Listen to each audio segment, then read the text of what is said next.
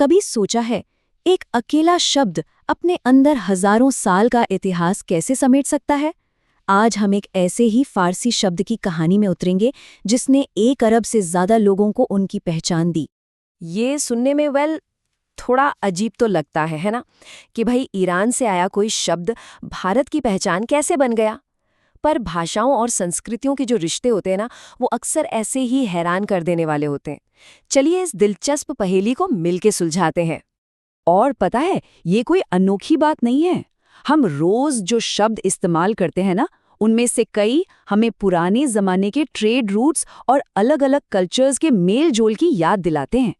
वो हमें बहुत दूर के देशों और प्राचीन इतिहास से जोड़ते हैं।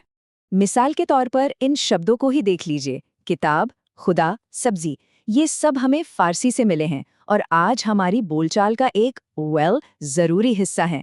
ये दिखाता है कि ईरान के साथ हमारा कनेक्शन कितना पुराना और कितना गहरा है। तो अब आते हैं कहानी के सबसे दिलचस्प हिस्से पर। ये एक तरह की लिंग्विस्टिक मिस्ट्री है, समझ लीजिए। और इसका राज सिर्फ एक अक्षर के बदलने में छिपा है। बस एक छोटा सा बदलाव जिसने 2 महान संस्कृतियों को हमेशा के लिए जोड़ दिया। देखिए, यहाँ जो सबसे जरूरी बात है वो ये है कि पुरानी ईरानी भाषा में, मतलब जो प्राचीन फारसी थी, उसमें स की आवाज को ह की तरह बोला जाता था। बस इस एक रूल को जरा ध्यान में रखिए, क्योंकि यही हमारी पूरी पहेली की चाबी है। तो सवाल ये उठता है कि इस भाषा के नियम का भारत से क्या कनेक्शन है? इसका जवाब हमें मिलता है पुराने भूगोल और इतिहास में, उस दौर में जब भारत की पहचान उसकी नदियों से हुआ करती थी।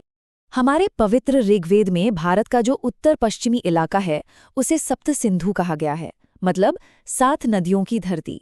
ये उस पूरे रीजन की एक तरह से ज्योग्राफिकल आइडेंटिटी थी।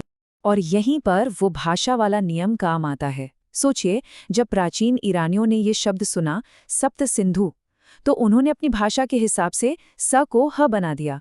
तो सप्त क्या बन गया? हप्त। और सिंधु क्या बन गया? हिंदू। तो इस तरह भारत की पहचान से जुड़ा ये शब्द हमें मिला ईरान से। लेकिन ये कहानी सिर्फ शब्दों की नहीं है। नहीं, ये लोगों की भी है। एक ऐसे समुदाय की जिसने एक बहुत ही मीठा वादा किया और उसे पूरी शिद्दत से निभाया भी। हुआ ये कि सदियों पहले जब ईरान में पारसी समुदाय पर बहुत जुल्म हुए, तो वो अपनी संस्कृति, अपने धर्म को बचाने के लिए वहां से निकल पड़े। 8वीं से 10वीं शताब्दी के आसपास वो समंदर के रास्ते भारत के गुजरात तट पर पहुंचे। उन्हें यहाँ एक नया घर, एक नई उम्मीद मिली। और जब वो भारत पहुंचे तो उन्होंने वहां के राजा से एक ऐसा वादा किया जिसे आज भी याद किया जाता है। उन्होंने कहा, हम आपके समाज में दूध में चीनी की तरह घुल मिल जाएंगे। शायद दिखाई न दें, पर इसकी मिठास जरूर बढ़ा देंगे। और क्या उन्होंने अपना वादा निभाया?